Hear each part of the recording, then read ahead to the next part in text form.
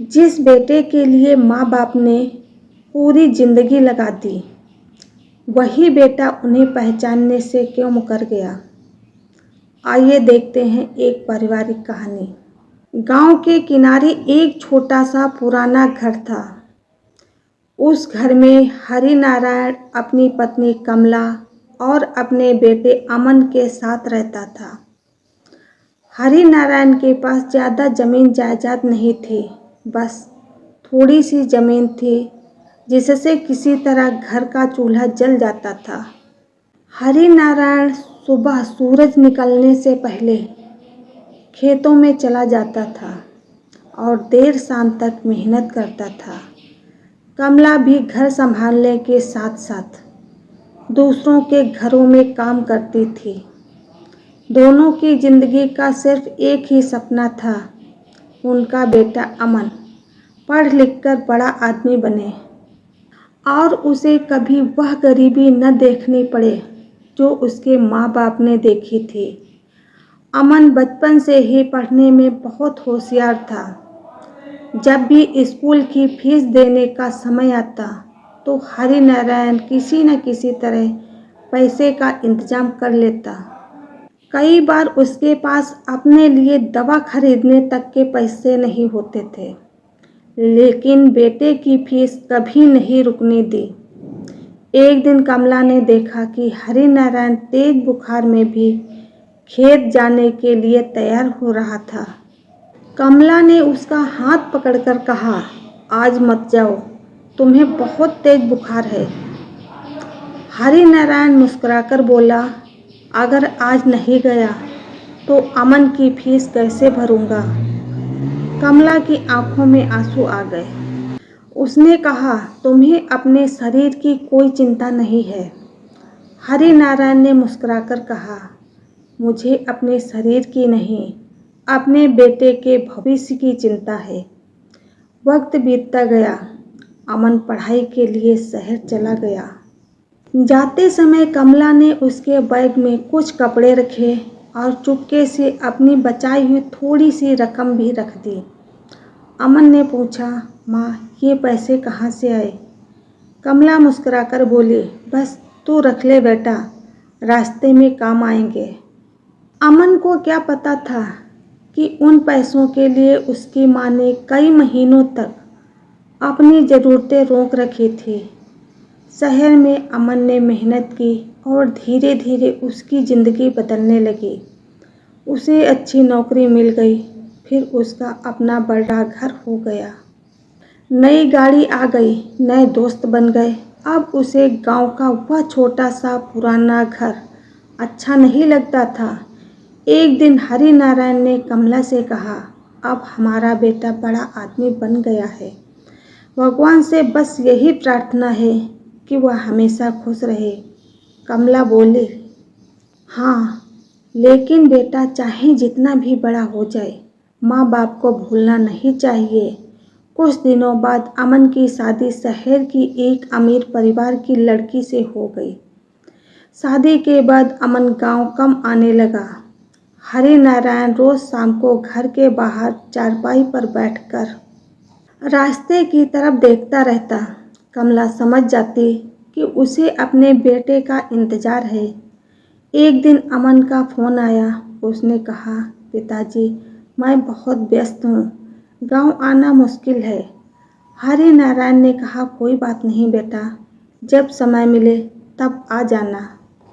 लेकिन फ़ोन कटने के बाद हरि नारायण की आंखें भर आईं। कमला ने पूछा, क्या हुआ। हरि नारायण बोला, कुछ नहीं, बस आज बेटे की आवाज़ सुनकर मन भर आया। कई महीने बीत गए। एक दिन अमन अचानक गांव आया, लेकिन अकेला नहीं, अपनी पत्नी के साथ। अमन ने घर को देखा और कहा, पिताजी, अब यह घर बेच दीजिए।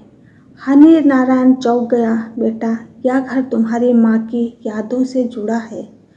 अमन बोला, मुझे इन पुरानी चीज़ों से कोई मतलब नहीं। मैं शहर में आपके लिए एक छोटा सा कमरा किराए पर ले लूँगा। हरि नारायण कुछ नहीं बोला। उसने सिर्फ अपनी पत्नी की तरफ देखा। कमला की आंखों से आंसू बह रहे थे। उसने धीरे से कहा, बेटा अगर हम तुम्हारे साथ रहेंगे तो तुम्हें परेशानी होगी। क्या अमन कुछ पल चुप रहा, फिर बोला, माँ शहर की ज़िंदगी अलग है। आप लोग वहाँ रहकर क्या करेंगे? यह सुनकर कमला का दिल टूट गया। जिस बेटे को अपनी गोद में रखकर बड़ा किया था, जिसके लिए उसने अपनी भूख छिपाई थी, आज वही बेटा उसे अपने घर में रहने से डर रहा था। कुछ दिन बाद अमन दोनों को शहर ले गया, लेकिन अपने घर में नहीं रखा। उन्हें शहर के एक छोटे से वृद्धा आश्रम में छोड़ आया। जाते समय हरि नारायण ने बेटे का हाथ पकड़ लिया। उसकी आंखों में आंसू थे। उसने कहा, बेटा अगर हमने तुझे पालने में कोई गलती की हो तो माफ़ कर देना। अमन ने हाथ छुड़ाते हुए कहा, पिताजी मुझे देर हो रही है, और वह चला गया। कमला अपने बेटे को जाते हुए देखती रही, जब तक उसकी गाड़ी आंखों से ओझल नहीं हो गई। उस रात कमला ने खाना नहीं खाया। हरि नारायण ने पूछा, कुछ खा लो। कमला ने कहा, जिस बेटे के लिए सारी जिंदगी खाना बचाती रही, आज उसी के बिना खाना गले से नहीं उतर रहा। हरि नारायण की आंखों से आंसू निकल पड़े। उसने पत्नी का हाथ पकड़कर कहा, रो मत कमला, हमने अपना फर्ज निभाया है। शायद भगवान ने हमारे लिए यही लिखा था। समय बीतता गया। एक रात अमन अपनी गाड़ी से कहीं जा रहा था। अचानक उसकी गाड़ी का भयानक एक्सीडेंट हो गया। उसे गंभीर हालत में अस्पताल ले जाया गया। डॉक्टरों ने कहा कि उसकी हालत बहुत खराब है। अमन की पत्नी घबराकर अपने परिवार को फ़ोन करने लगी, लेकिन अमन की हालत लगातार बिगड़ती जा रही थी। तभी डॉक्टर ने पूछा, मरीज के माता पिता कौन हैं?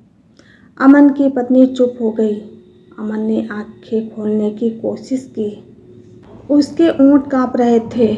उसने धीमी आवाज़ में कहा, मेरे माता पिताजी वृद्धा आश्रम में हैं। डॉक्टर ने उन्हें तुरंत बुलाने के लिए कहा। कुछ देर बाद हरि नारायण और कमला अस्पताल पहुँचे। अमन की हालत देखकर कमला दौड़कर उसके पास पहुँची। अमन ने अपनी माँ का हाथ पकड़ लिया।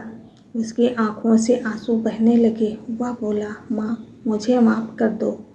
मैंने आपको पहचानने से इनकार कर दिया था, लेकिन आपने मुझे अपना बेटा मानना कभी नहीं छोड़ा।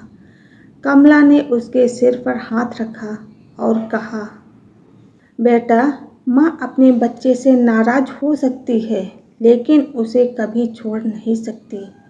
अमन फूट-फूट कर रोने लगा। उसने पिता की तरफ देखा और कहा, पिताजी आपने मेरे लिए अपनी पूरी ज़िंदगी लगा दी, और मैंने आपको कुछ साल अपने पास रखने में भी अपनी ज़िंदगी छोटी समझ ली। मुझे माफ़ कर दीजिए। हरि नारायण की आंखों से आंसू बह रहे थे। उसने बेटे का हाथ पकड़कर कहा, बेटा हमें तेरे पैसों की ज़रूरत कभी नहीं थी। हमें तो बस तेरे 2 शब्द चाहिए थे। माँ बाप बूढ़े होकर पैसे नहीं मांगते, वे बस अपने बच्चों का थोड़ा सा समय और प्यार मांगते हैं। अमन ने अपने पिता का हाथ अपने सीने से लगा लिया और रोते हुए कहा, पिताजी अब मैं आपको कभी अकेला नहीं छोड़ूंगा। उस दिन अमन को समझ आया कि ज़िंदगी में बड़ा आदमी बनना ज़रूरी नहीं, सबसे पहले अच्छा इंसान बनना ज़रूरी है। जिस माँ ने अपने हिस्से की रोटी बेटे को खिलाई हो, जिस पिता ने अपने शरीर का खून पसीना बेटे के भविष्य में लगा दिया हो, उन माँ बाप को बुढ़ापे में सबसे ज़्यादा ज़रूरत किसी महंगे घर की नहीं, बल्कि अपने बच्चों के प्यार की होती है। याद रखना, माँ बाप जब तक हमारे साथ होते हैं, तब तक हमें उनकी कीमत समझ नहीं आती, लेकिन जिस दिन उनका हाथ हमारे सिर से उठ जाता है, उस दिन दुनिया की सारी दौलत भी उनके प्यार भरे स्पर्श की कीमत नहीं चुका सकते। अगर आपके माँ बाप आपके साथ हैं तो आज ही उनके पास बैठिए, उनसे 2 बातें कीजिए, उनका हाथ पकड़िए, क्योंकि वक्त कभी लौटकर नहीं आता। ये कहानी आपको कैसी लगी कमेंट करके ज़रूर बताएं। राधे राधे।